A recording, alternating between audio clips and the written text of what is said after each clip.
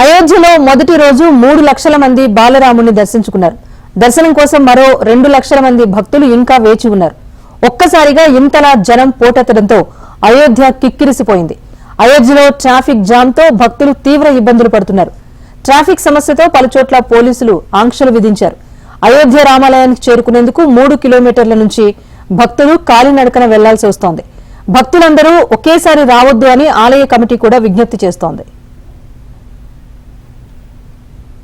దీనికి సంబంధించి అప్డేట్ మా ప్రతినిధి శిరీష్ అందిస్తారు. శిరీష్, చెప్పండి, రామాలయానికి భక్తజనం పోటెత్తుతోంది. ప్రస్తుతం కూడా రద్దీ ఇంకా అలానే కొనసాగుతోందా?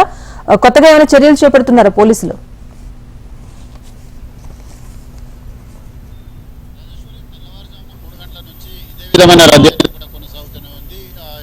అధికారులు గాని ప్రభుత్వం గాని ఒక్కసారిగా ఇటు భక్తులు గాని సాధారణ ప్రజానికం గాని ఎవరు కూడా వినడం లేదు.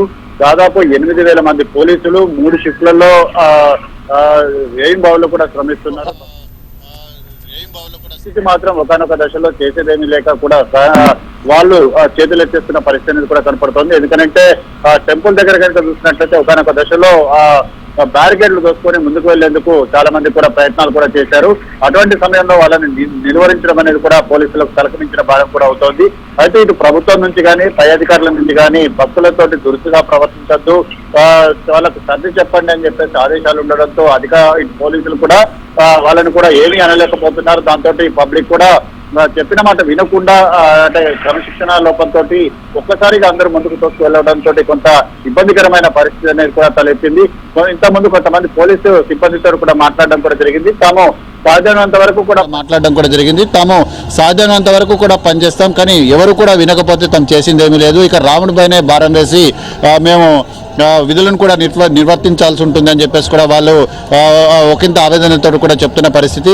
ఇప్పటికీ దాదాపు 3 లక్షల పైగా దర్శనాలన్నింటి కూడా చేసుకున్నారు. మరొక 2 లక్షల పైగా అయోధ్యలో ఉంటారు. మొత్తం కూడా అయోధ్యలోని హోటళ్లు కానీ లేకపోతే ఇటు బస కేంద్రాలు కానీ ఆశ్రమాలు కానీ ఇవన్నీ కూడా కిక్కిరిచిపోయాయి. చాలా మంది కూడా రోడ్లపైనే నిద్రించే పరిస్థితి కూడా కనపడుతోంది. అయితే 23వ తారీఖు అంటే ఈ రోజు నుంచి దర్శనాలకు అనుమతి అనేది కూడా ఇచ్చారు. అయితే మరికొద్ది రోజుల పాటు దర్శనాలన్నీ కూడా కొనసాగుతాయి. అందరికీ కూడా దర్శన భాగ్యం కూడా కల్పిస్తాం, ఎవరు కూడా ఆందోళన చెందొద్దు అని చెప్పేసి ప్రభుత్వం మైకుల్లో ఎంత విజ్ఞప్తి చేసినప్పటికీ కూడా ఒక్కసారిగా జనం పోటెత్తడంతో అధికారులు కూడా ఆలయ సిబ్బంది కూడా చాలా ఇబ్బందులు పడాల్సిన పరిస్థితి కూడా కనపడుతోంది. So law and order situation అనేది ఎప్పటికప్పుడు కూడా మానిటర్ చేస్తున్నప్పటికీ కూడా ఇక్కడ ప్రధానంగా చూసినట్లయితే 3 రాష్ట్రాలకు సంబంధించిన పోలీసులు విధులను నిర్వర్తిస్తున్నారు. మధ్యప్రదేశ్, అదేవిధంగా రాజస్థాన్, ఉత్తరప్రదేశ్కు సంబంధించిన పోలీసులు 3 బీజేపీ పాలిత రాష్ట్రాలు కాబట్టి దానికి సంబంధించిన పోలీసులందరినీ కూడా ఇక్కడ డిప్లాయ్ చేయడం జరిగింది. షిఫ్ట్ల వైజ్లో కూడా వాళ్ళు విధులను కూడా నిర్వర్తిస్తున్నారు. అయితే ఉదయం 7 గంటల నుంచి 11:30, అదేవిధంగా మధ్యాహ్నం 2 గంటల నుంచి 7 గంటల వరకు కూడా దర్శనానికి సంబంధించి సమయం అనేది కూడా ఉంది.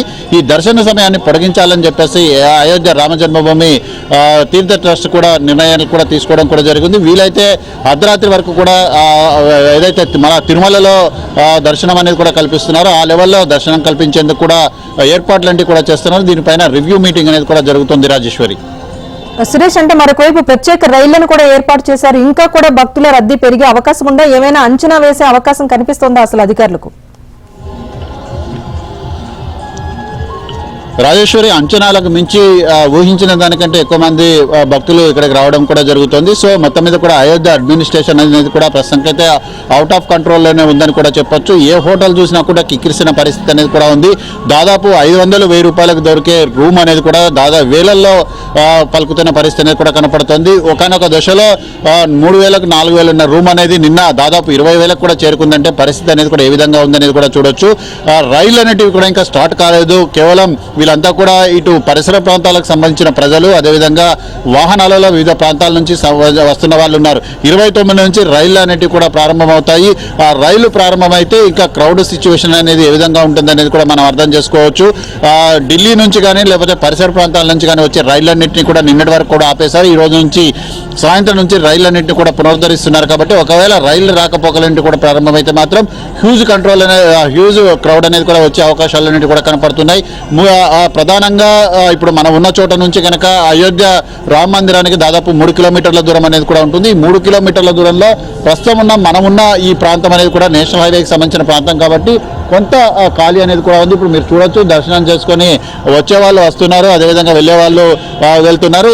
ఎక్కడ కూడా వాహనాలు కానీ లేకపోతే ఆటోలు కానీ కూడా లేకపోవడంతో కిలోమీటర్ల దూరంలో వీళ్ళందరూ కూడా కాలినడకన కూడా వెళ్లాల్సిన పరిస్థితి అనేది కూడా కనపడుతుంది. మరికొద్ది రోజుల పాటు ఇదే విధమైన పరిస్థితి కూడా ఉంటుంది కాబట్టి అయోధ్య రావాలనుకునే భక్తులు ఈ విషయాలను కూడా గమనించుకోవాలని చెప్పేసి కూడా పోలీసులు కూడా చెప్తున్నారు.